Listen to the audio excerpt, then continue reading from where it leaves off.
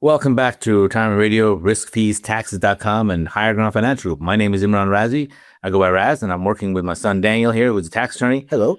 Welcome to the show, and we want to try to help you give you more information so you don't go into it blind.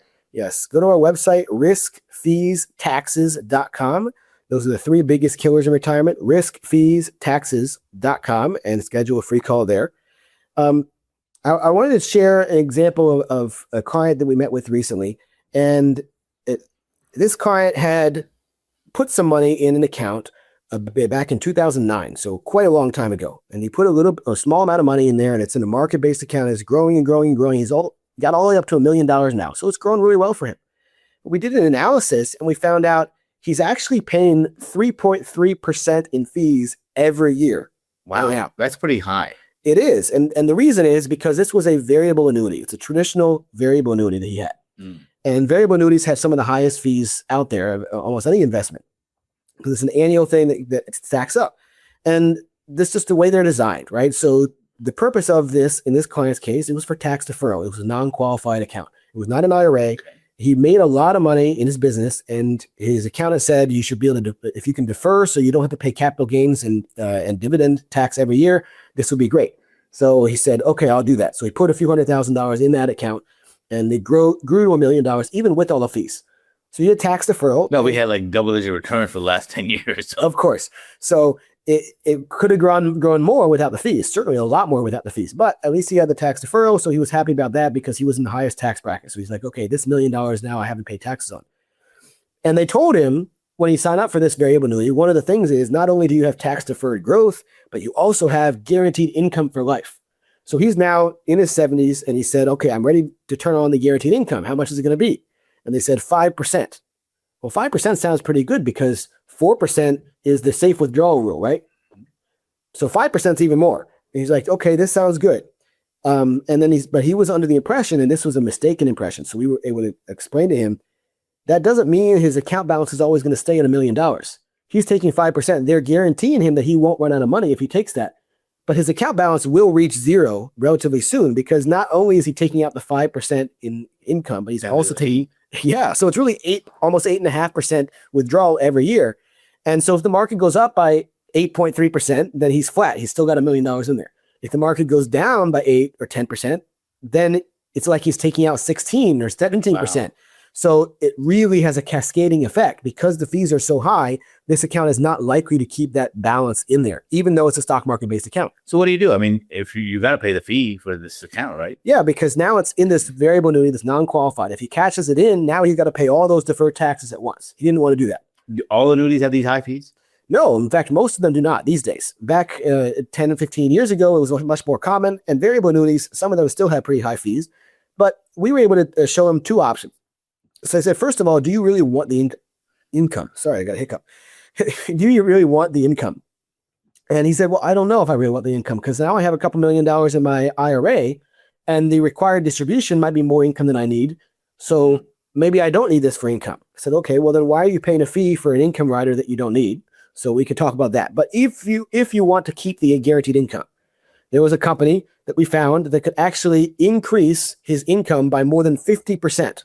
Wow. It was going to be more than 7.5% income. Not only that, this was joint income instead of single life income. Can you talk about what that means?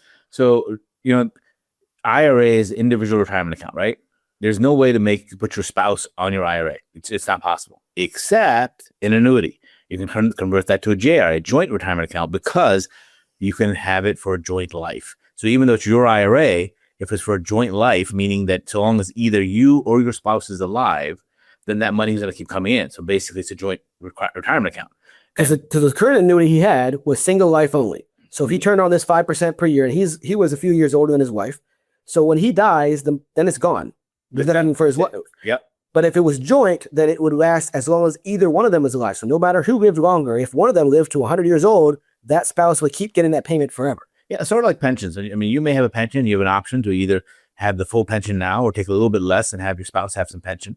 Okay, usually those are a little more profound and different, whereas the joint retirement account or the joint life annuity, does not have as big of a difference as a pension does. So it's really worth looking at. Again, the biggest thing is you got to get information, correct information, good information, true information, and then help make a decision based on that. The whole idea is just doing what somebody tells you to do is long gone. You can test it. You can Google it. You can chat GPT it. You can do all sorts of things. But all that information, a lot of it is not that good. You got to have somebody that can explain to you why is it good, what does the information mean, and how can you take advantage of it. Exactly. So this client, we showed him, he can increase his income by 50% by switching to a new annuity. No, I don't believe you. Well, it wasn't just one. There were actually half a dozen options for him. And it's in writing. Okay, Yes. that's a great thing. Somebody can tell you whatever they want, but look at the writing, look at the fine print. One of the things I love about Daniel is he's a lawyer and he likes fine print. I don't know why, but he does. Okay, so he reads the whole contract. He knows all the catches, all the quid pro quos or whatever you want to call it. All those different things that may be hidden to most people. He knows those and said, hey, this is not the best thing because of this. This may be better because of this. Knowing the terms, knowing the rules makes you able to play the game a lot better. Exactly. And so we were able to show him he could get this other annuity, which would have 50% higher income. It would be joint life. His fee would now, instead of being 3.5% almost, it would be only about 1%. So we cut his fees in 2/3. And it has a guarantee of no market loss when the market crashes. So even if it doesn't grow much in the up years, it doesn't have any chance of loss. So you're never losing more than what you're taking out with this very small fee that was added. So he said, this sounds really great. And if I wanted guaranteed income, I would do that. I would sign up right away. But I've actually decided I don't really want guaranteed income after all, now that you've explained this all to me. Now that I've paid fees for the last 25 years. Yeah. So kind of 15 years. So I said, okay, because he had enough when he required distribution from his other accounts. So I said, okay, well, then what else can we do? We still want to get rid of the fees. We want to get rid of the market loss because right now the market's at all-time highs. And so if we do that, how can we do that and keep the tax deferral status? Because he did not want to cash out the annuity and just put it somewhere else. Well, can I just give it to my kids? No, unfortunately you can't, because if you transfer the ownership, well, you could, but then they would have to pay the tax when they cash it out. And a non-qualified annuity, there is going to be a tax owed by the kids when he dies. So there's nothing, No advantage. no way around that. But what he can do is get rid of the fees and the risk. So what we were able to do is show him a different option that had a guarantee of no loss. It had a guarantee of no fees. Wow. Right? How does an annuity promise no fees at all? How do they make money? Well, I mean, have you heard about going to the bank and getting a CD, right? Does the bank charge you a fee for the CD? No. No. Why? Because they hope to make more money on your money than they're paying you. That's the same thing that the insurance companies do, right?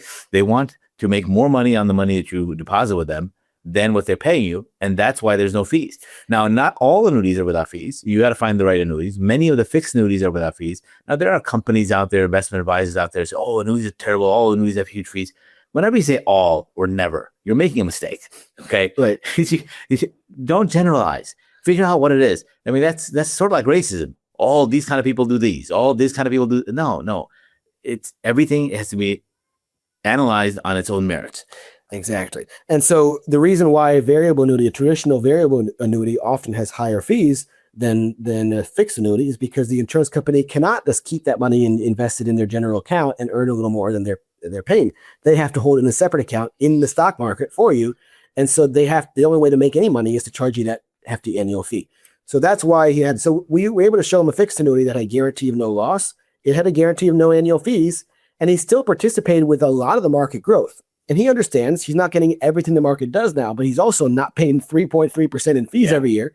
So even with that considered, then he's actually not losing a whole lot of potential performance in that new scenario. So he liked that option much better. But either way, it would have been a big improvement. So then he asked, was it a bad idea for me to do this a long time ago? It's like, well, that's hard to say because I wasn't there at that time. I wasn't your advisor at that time. And I didn't giving you fiduciary advice, knowing the whole situation in your tax piece. But going back and trying to rehash the past doesn't really give us much productive, results. It's better just to think about, okay, what do we do from now?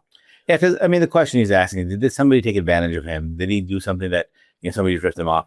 And we're not going to get into that. We don't want to talk bad about other people. And based on the information, it might have been a great idea. Okay. The thing is, things change also. Buying a car in 2009 didn't have all the different things that it has now. So now there's more options. Now that with that car, a bad decision back then? No, it got you to where you are now.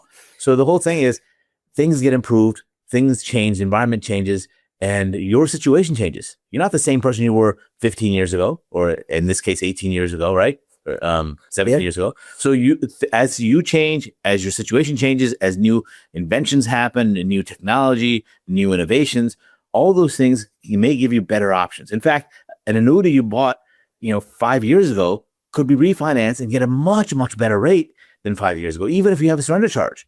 You just don't know. The whole idea is go to riskfeestaxes.com, make an appointment, find out, get the information, and then make the decision. And everything we do is transparent.